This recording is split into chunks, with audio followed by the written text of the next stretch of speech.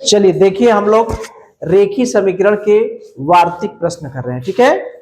कुछ प्रश्न हम लोग पिछली क्लास में किए हैं, कुछ आज करते हैं, ठीक है। तो रेखीय समीकरण के लिए हमने कुछ चीजें बताई थी कि पहले जो पूछेगा उसको हम लोग क्या मान लेंगे, यक्स। पहला काम तो यही करते हैं कि जो पूछता है उसे क्या मान लेंगे, एक्स। अब उसके बाद क्या करते हैं, एक्स के हिसाब से जो हम समीकरण बनाते हैं, क्या बनाते हैं, समीकरण कैसे बनेगा, जैसे जैसे प्रश्न कहता है वैसे वैसे कर देंगे। अगला काम क्या करेंगे, उस समीकरण को हल कर एक्स का मान ज्ञात करेंगे, ठीक है। समीकरण को हल करेंगे और एक्स का मान निकालेंगे, और एक्स का मान निकालने के बाद जो जानकारी होगी वो हमें प्राप्त हो जाएगी, ठीक है। अगर अन्य जानकारी चाहेंगे तो वो भी मिल जाएगा। तो यही काम करते हैं। सबसे पहला काम, जो पूछता है, जिसकी जरूरत है कोई ना कोई, हम एक्स मान लेंगे, ठीक। उसके बाद समीकरण बनाएंगे। समीकरण बनाने के लिए क्या करना पड़ता है, जैसे जैसे प्रश्न कह रहा है वैसे वैसे करते जाएं। फिर उस समीकरण को हल कर लेंगे, एक्स का मान निकालेंगे, फिर जो पूछेगा वो कर लेंगे। अब यहाँ पर देखिए, किसी संख्या में 5 जोड़ने पर, संख्या में कितना जोड़ा जा रहा है, 5, हमें मिल कितना रहा है, 15। 15 प्राप्त हो जाए, यानी उस संख्या में 5 जोड़ देंगे तो क्या मिलेगा, 15। संख्या बताइए, हमसे क्या पूछ रहा है, संख्या। इसी को एक्स मान ले। देखिए, संख्या में हमको कितना जोड़े, 5, जोड़ने पर कितना मिल रहा है, 15। तो बराबर का निशान कहाँ लगेगा, यहाँ, ये नहीं होगा। समीकरण बन गया, संख्या में 5 जोड़ दिए तो क्या बन गया, 15। यानी समीकरण हमारा बन के तैयार हो गया। क्योंकि समीकरण बनाने के लिए हमें क्या क्या चाहिए, चर चाहिए और बराबर का निशान चाहिए। तो प्रश्न ही बता देगा कि कहाँ बराबर का निशान लगेगा। x में 5 जोड़ेंगे तब हमें 15 प्राप्त होता है, यानी 15 से पहले बराबर का निशान है। इसको हल कर लें, पक्षांतर कर देंगे, 15 ऋण 5, x का मान कितना हो जाएगा, 10। संख्या हमारी क्या हो जाएगी, 10, ठीक है। अब देखिए, ये किसी संख्या में 5 जोड़ने पर 15 प्राप्त होता है, तो संख्या बताइए। तो संख्या हमने क्या मान लिया, x, उसमें 5 जोड़ दिया, कितना मिल गया, 15। x का मान निकाल लिए, ठीक। यही प्रश्न अगर हमसे कहता कि संख्या में 5 जोड़ने नहीं, क्या कहता, घटाने पर, तो यहाँ पर क्या करते, घटा देते। संख्या में से 5 घटा दिए तो क्या मिला, 15। तो संख्या क्या हो जाएगी, 15 5 20। बात समझ में आ गई। चलिए देखिए, चौथा प्रश्न देखिए, शशि ने कुछ पेंसिल खरीदी। कौन पेंसिल खरीद रहा है, शशि। शशि कुछ पेंसिल खरीदी, 2 पेंसिल उसने अपने छोटी बहन को दे दिया। कुछ पेंसिल वह खरीदी और 2 पेंसिल किसको दे दी, छोटी बहन को। अब उसके पास 3 पेंसिल बची है। अभी भी 2 पेंसिल देने के बाद भी उसके पास कितनी पेंसिल बची है, 3 पेंसिल बची है। तो उसने कितनी पेंसिल खरीदी थी, ठीक है। तो ये भी देखिए वही प्रश्न है। शशि है, कौन है, शशि, ठीक है। शशि ने कुछ पेंसिल खरीदी, या कितनी पेंसिल खरीदता है, कुछ पेंसिल क्या करता है, खरीदती है। कुछ पेंसिल खरीदी, फिर इसने 2 पेंसिल अपनी बहन को दे दिया। बहन को कितना दे दिया, 2 पेंसिल।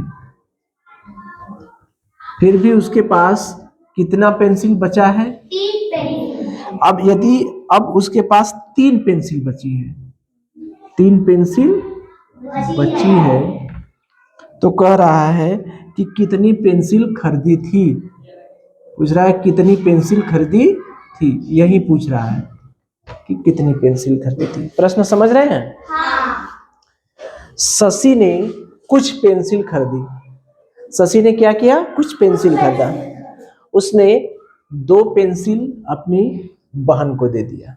2 पेंसिल किसको दे दिया? अपनी बहन को दे दिया। अभी भी उसके पास कितनी पेंसिल बची है? 3 पेंसिल बची है। तो हमसे पूछ रहा है कि बताइए शशि ने कितनी पेंसिल खरीदी। पूछ क्या रहा है? कितनी पेंसिल खरीदी। तो हम मान सकते हैं इसी को x माने कि माना शशि ने कितनी पेंसिल खरीदी? x pencil.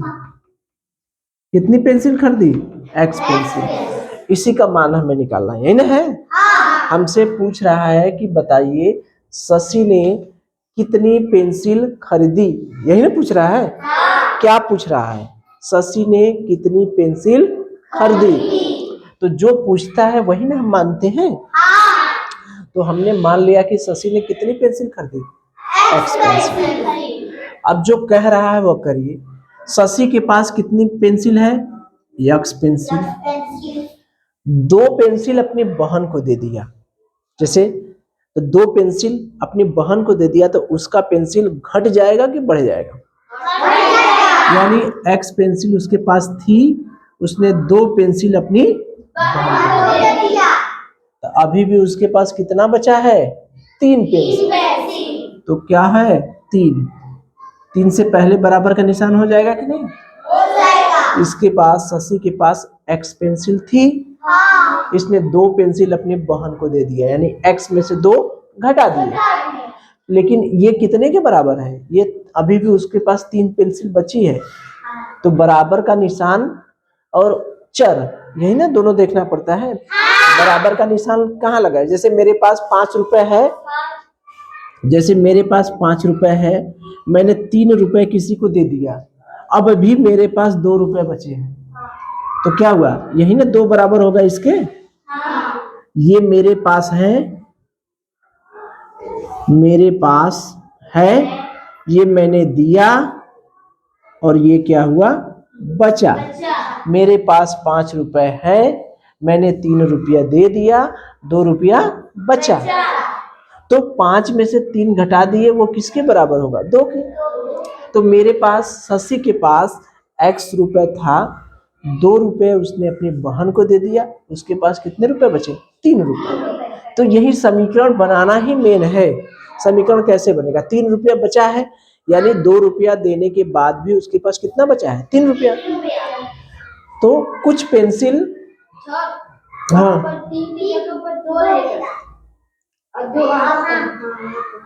यहाँ नहीं, ये हम अपने से सवाल बता रहे हैं कि मेरे पास 5 रुपए है, अगर मैंने 3 रुपए किसी को दे दिया तो मेरे पास अब भी 2 रुपए बचे हैं। जैसे मान लीजिए ये है विवेक, ठीक है? विवेक के पास कितने रुपए हैं? 5 रुपए। इसने अक्षय को 3 रुपए दे दिए, अब भी उसके पास 2 रुपए बचे हैं। किसके पास? विवेक के पास। तो 2 रुपए किसके बराबर होगा? 5 रुपए तो था, 3 रुपए अक्षय को दे दिया, तो 5 में से कौन घटेगा? अक्षय को जो दिया है वही ना घटेगा। तो वही बात है कि शशि के पास ये किसका पैसा है? शशि वाला। शशि के पास पेंसिल है, ये किसको दे दिया? बहन को। ये क्या है? बचा है। किसके पास? शशि के पास। तो यही ना बराबर होगा। x में से 2 घटाएंगे तो वो 3 के बराबर होगा। बात समझ में आ रही है? चलिए अब देखिए, अब हमें x का मान निकालना है। अब इसको हल कर दें। x पक्षांतर करेंगे 3 धन 2, यानी कितना हो गया? x का मान कितना हो गया? 5। यानी शशि के पास कितनी पेंसिल थी? शशि के पास पेंसिल कितनी थी बताइए? 5 पेंसिल, यही ना था? 5 पेंसिल था, उसने 2 पेंसिल अपनी बहन को दे दिया, उसके पास कितना बचा? 3 पेंसिल। ठीक है? बात समझ में आ रही है? चलिए देखिए, इसको हम लोग करें कि प्रज्ञा का वजन पहले से 3 किग्रा बढ़कर कितना हो गया, 17 किलो। यानी प्रज्ञा का वजन जितना भी था वो पहले जितना था अब 3 किग्रा बढ़ के कितना हो गया, 17 किग्रा। तो उसका पहले भार क्या था, हमसे जो क्या पूछ रहा है, उसका पहले भार क्या था, यही पूछ रहा है ना। इसी को हम मान ले क्या, x। जो हमसे पूछता है वही मानते हैं ना। तो हम मान ले कि प्रज्ञा का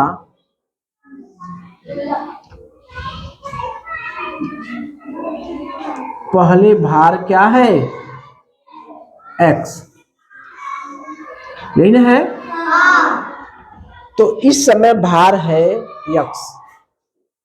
अगर मान लीजिए, अच्छा आप लोगों से पूछा जाए मेरा भार 50 किलो है, ठीक, अगर 5 किग्रा बढ़ जाएगा तो कितना हो जाएगा, 45। मेरा भार 50 किग्रा है, अगर मेरा भार 5 किग्रा बढ़ जाएगा तो क्या किग्रा हो जाएगा, कितना हो जाएगा, 50 किग्रा मेरा भार है। अगर 5 किग्रा मेरा भार बढ़ जाए, 5 किग्रा बढ़ जाए तो कितना हो जाएगा, कितना हो जाएगा, 55। 50 धन 5 यानी कितना हो जाएगा, 55 किग्रा।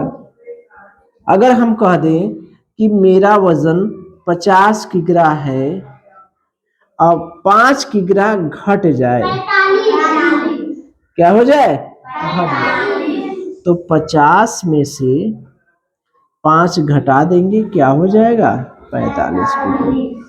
तो इतनी तो बात समझ में आ रही कि जब वजन बढ़ रहा है तो जोड़ेंगे और घट रहा है तो घटाएंगे, ये तो सीधा सा बात है। तो अगर प्रज्ञा का वजन x किग्रा है तो 3 किग्रा बढ़ जा रहा है, 3 किग्रा बढ़ जा रहा है, यानी उसका वजन कितना हो जा रहा है, x धन 3, ये ना हो रहा है। अब हो कितना जा रहा है, 17 किग्रा। तो 17 से पहले क्या लगा देंगे, बराबर। प्रज्ञा का वजन कितना था पहले, x किग्रा, जब 3 किग्रा बढ़ गया तो उसका वजन कितना हो गया, 17 किग्रा। प्रज्ञा का वजन x किग्रा है, जब 3 किग्रा बढ़ गया तो कितना हो गया, 17 किग्रा, यानी x किलो धन 3 बराबर क्या हो गया, 17। तो x का मान निकाल लीजिए, 17 ऋण 3, x बराबर कितना हो गया, 14 किग्रा। ठीक है, तो कितना आसान है कि प्रज्ञा का वजन 3 किग्रा बढ़ के कितना हो जा रहा है, 17 किग्रा, और उसका पहले भार क्या था। तो जो हमसे पूछ रहा है उसको हम क्या करें, मान लिए, यही ना है। किसको मानेंगे, x किसको मानेंगे, जो पूछेगा। अब फिर उसके बाद समीकरण बनाते हैं। समीकरण बनाने के लिए हमें ये देखना है कि बराबर का निशान कहाँ लगेगा, क्योंकि पहले उसका जो भी वजन था उसमें 3 किग्रा जोड़ दे रहे हैं तब 17 हो जा रहा है, यानी 17 से पहले बराबर का निशान होगा, लेकिन कब, भार x किग्रा मान लिए, उसमें 3 जोड़ दीजिए, x धन 3 बराबर क्या हो गया, 17। ठीक है, चलिए देखिए, तो हम लोग एक दूसरा सवाल करें। y मीटर लंबे फीते को, कितना मीटर लंबा फीता है, y मीटर लंबा फीता को 7 बराबर भागों में बांटा गया है। y मीटर लंबा क्या है, फीता है, उसको कितने भागों में बांटा गया है, 7 बराबर भागों में। मान लीजिए ये हमारा फीता हो गया y मीटर, कितना मीटर है, y मीटर, ये लंबा फीता है, इसको कितने बराबर भागों में बांटा गया है, 7। 1 2 3 4 5 5 6 7, चलिए इतना कर दें। ठीक है, y में 1 2 3 4 5 6 7, y मीटर लंबा फीता है उसको 7 बराबर भागों में बांटा गया है। एक प्रत्येक भाग की लंबाई कितना है? 3 मीटर प्रत्येक भाग की। ये ध्यान से देखिए, प्रत्येक मतलब ये जो है ये कितना मीटर है? 3 मीटर। ये भी 3, ये भी 3, ये भी 3, ये भी 3, ये भी 3 है ना सब। यानी एक छोटा सा जो टुकड़ा है उसकी लंबाई कितना है? 3 मीटर। तो हमें y का मान पूछ रहा है। क्या पूछ रहा है? y का मान। तो यहाँ पर मानने की तो जरूरत नहीं है, खुद y दे दिया है। क्योंकि हमारा एक ही चर होना चाहिए, हमारा चर y का मान खुद पूछ रहा है। तो मुझे ये बताइए कि जो टुकड़े में बांटते हैं बराबर, उसका क्या मतलब हुआ? उसका क्या मतलब हुआ? हम लोग जब गुणा और भाग पढ़ रहे थे तो याद करिए, ठीक है। जैसे अगर 10 कोई संख्या है या 10 गोली है, 10 गोली है, ठीक है। 10 गोली आपको दे दी गई, याद करिएगा, कुछ याद आएगा तो बताइएगा। 10 गोली है, इसको 5 बराबर भागों में बांटना है, ठीक है। 10 गोली को क्या भाग में बांटना है? 5 बराबर भागों में। तो प्रत्येक भाग, या ये कह सकते हैं कि 10 गोली को 5 लोगों में बांटना है, 5 लोगों में बांटना है। प्रत्येक व्यक्ति को, प्रत्येक लोग को कितना गोली मिलेगा? बड़े आसानी से बता देंगे। कितना? 2-2 गोली। बता दिए ना। ये कैसे आया? कैसे आया? 10 में 5 का भाग दिए, आ गया 2। यानी जो हमारी कुल संख्या है, जितने भागों में बांट रहे हैं उससे क्या करेंगे? भाग देंगे तो प्रत्येक वाला निकल जाएगा। नहीं निकल जाएगा? अगर हम कहें कि 10 मीटर लंबा फीता है, 10 मीटर लंबा फीता है, उसको 5 बराबर भागों में बांटना है। 10 मीटर फीते को कितने बराबर भागों में बांटा है? 5 बराबर। तो प्रत्येक भाग की लंबाई कितनी होगी बताइए? प्रत्येक भाग कितना होगा? 10/5 यानी कितना होगा? 2 मीटर। होगा कि नहीं? होगा। अब देखिए, अगर हम कहें कि y मीटर लंबा फीता है, y मीटर लंबा फीता है, इसे 7 बराबर भागों में बांटना है। कितने बराबर भागों में? 7 बराबर भागों में बांटना है। तो प्रत्येक भाग की लंबाई,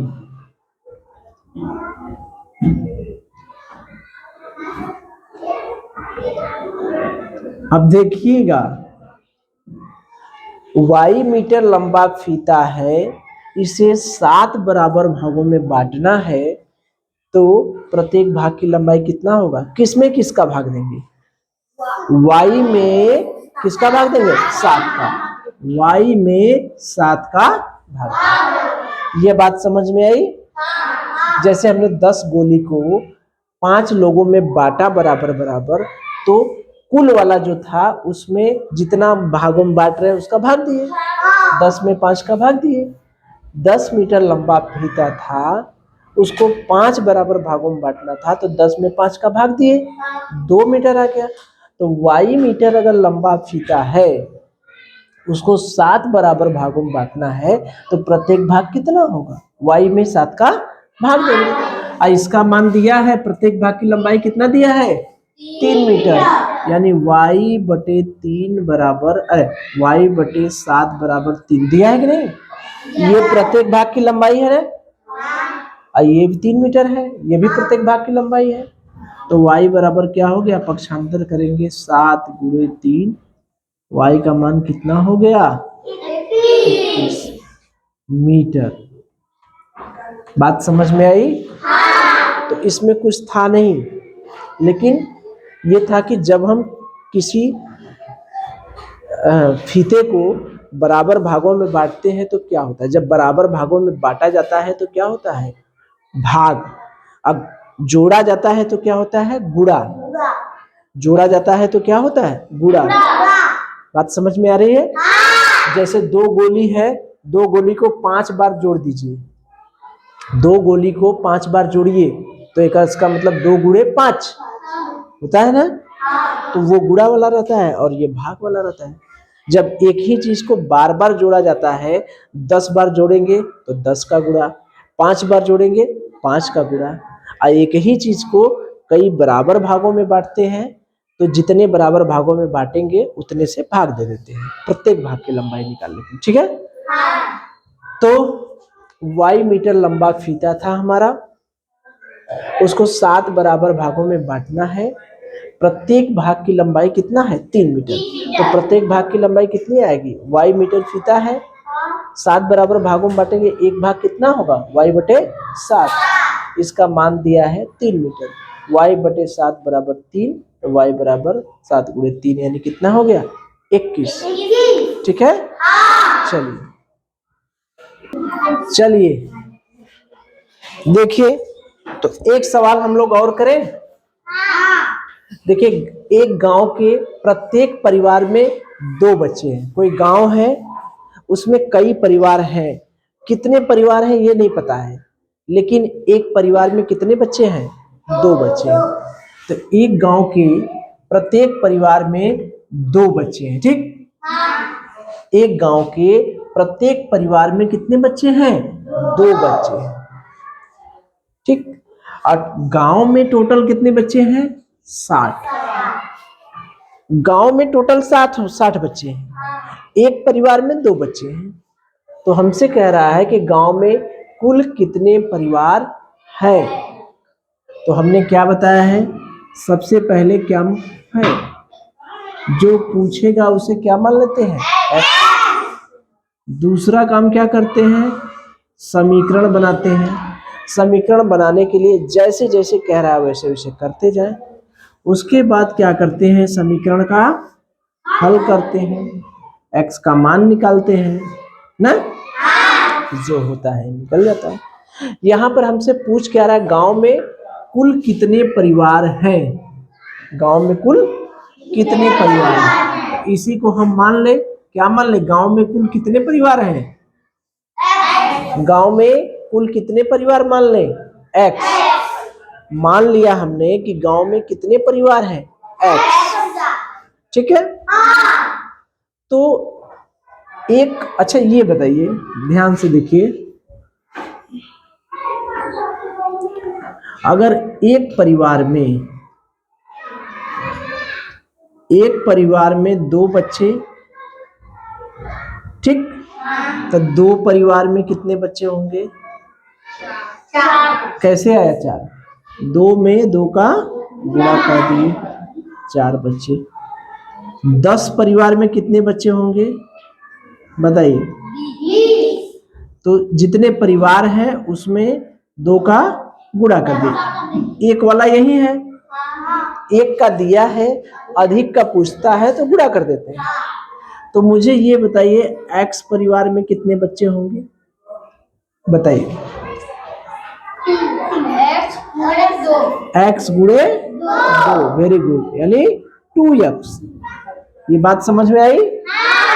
एक परिवार में अगर 2 बच्चे हैं तो x परिवार में कितने बच्चे हो जाएंगे 2x। ये बात समझ में आई? चलिए अब देखिए, अब इसी को हम लोग लिखते हैं। ठीक है, हमारा मान लीजिए कुल परिवार कितना है x, तो एक परिवार में बताइए कितने बच्चे हैं 2 बच्चे।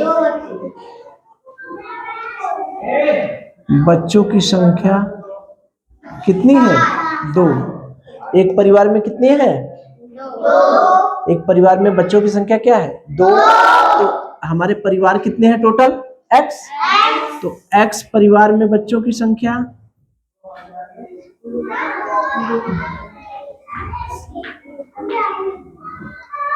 क्या होगा?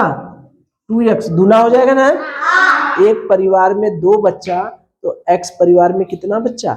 2x बच्चे। ठीक है। तो x परिवार में जो बच्चे हैं वही टोटल बच्चे हो गए कि नहीं? ये जो परिवार हमारे x हो गए, तो x परिवार हो गया, तो यही कुल बच्चे हो गए कि नहीं? यानी ये कुल बच्चों की संख्या हुई कि नहीं? यानी 2x बराबर 60। ये कैसे हुआ समझ में आया? एक परिवार में तो 2 बच्चे हैं, x परिवार में कितने बच्चे होंगे? 2 का गुणा कर दिए, 2x बच्चे। तो यही जो परिवार में कुल बच्चे हैं उनकी संख्या दिया है कितना? 60। तो 60 से पहले हमने बराबर का निशान लगा दिया। x का मान निकालेंगे तो 60/2, यानी x का मान कितना हो गया? 30। x क्या है? परिवारों की संख्या। तो कितने परिवार आ गए? 30 परिवार। ये बात समझ में आई? एक गांव में प्रत्येक परिवार में कितने बच्चे हैं? 2। गांव में कुल बच्चों की संख्या कितनी है? 60।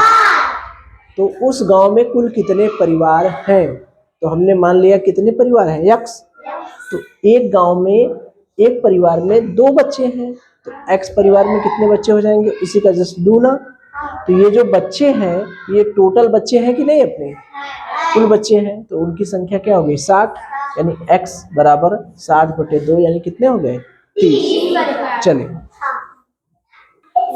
चलिए देखिए, ये हम लोगों का अंतिम सवाल है। ठीक है। इसके बाद हम लोग समीकरण बनाना सीख जाएंगे, अच्छी तरीके से सीख भी गए हैं।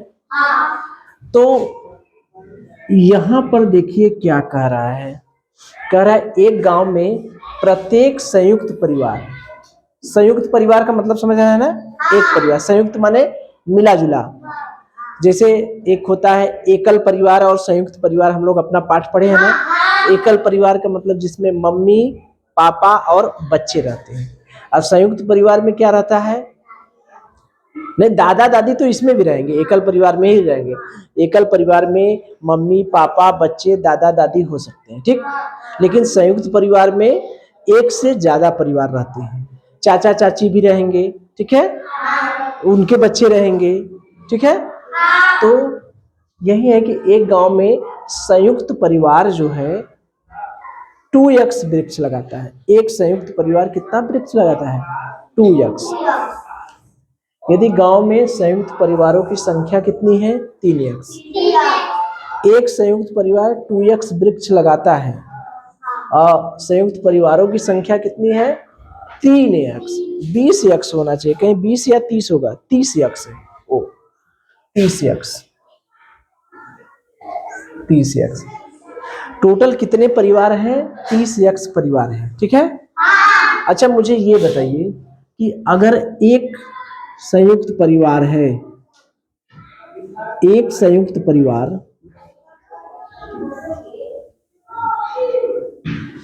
2 वृक्ष लगाता है, ठीक है।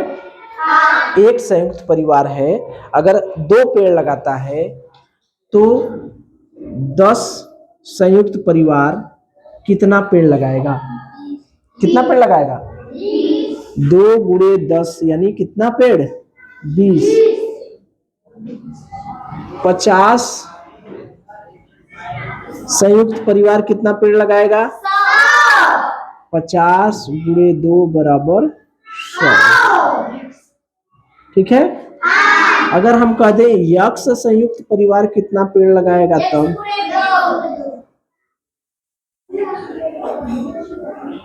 x × 2 यानी 2x।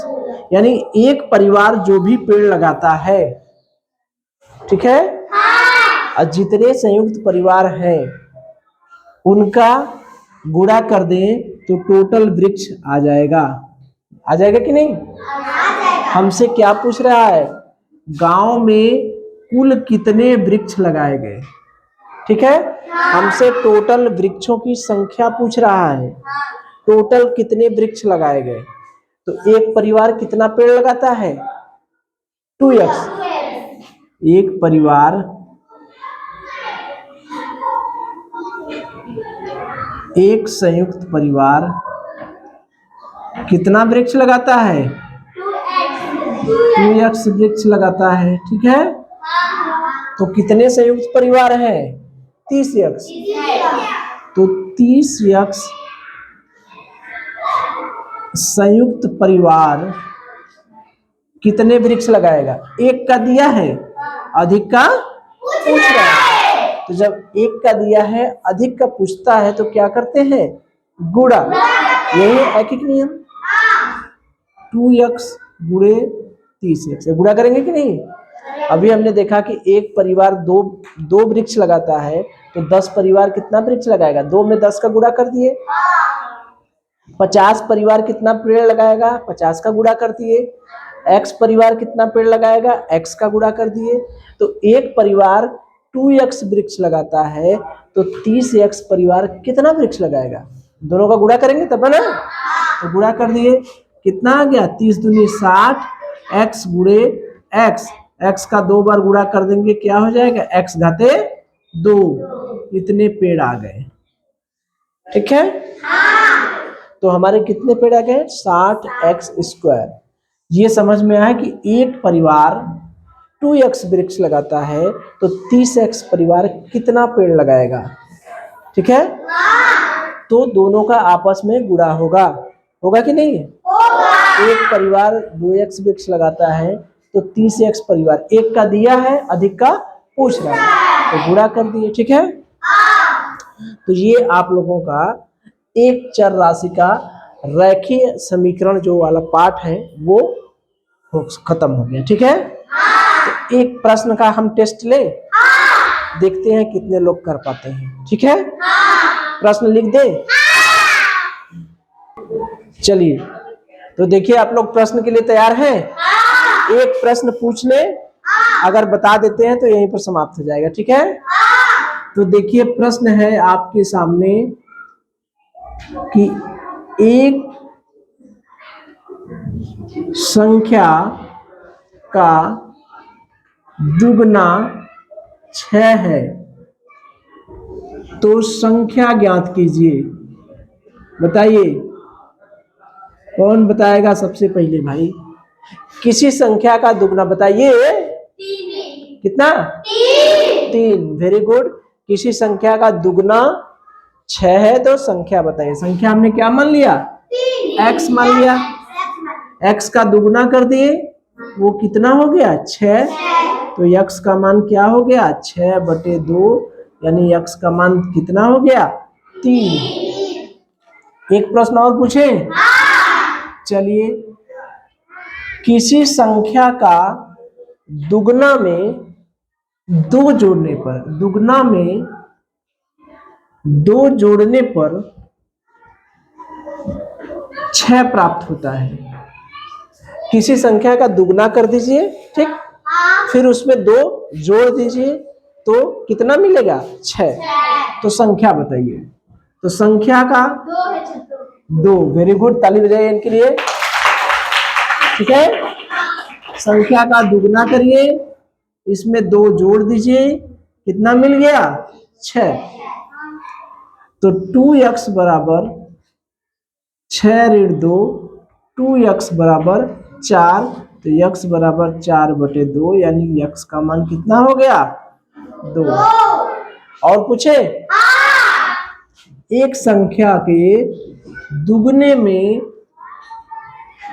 2 घटाने पर 6 प्राप्त होता है, तो संख्या बताइए। 2 घटाने पर 6 प्राप्त होता है, कितना हो गया? 4। Very good. यहाँ पर क्या हो जाएगा? ऋण। तो ये हो जाएगा धन, तो ये क्या हो जाएगा? 8, और ये हो जाएगा 8/2, यानी ये कितना हो गया? 4। तो ठीक है। तो अब रेखीय समीकरण बनाना सीख लेंगे। तो जो भी इस तरह के समीकरण बना के हल करने वाला प्रश्न रहेगा, कर लेंगे। चलिए।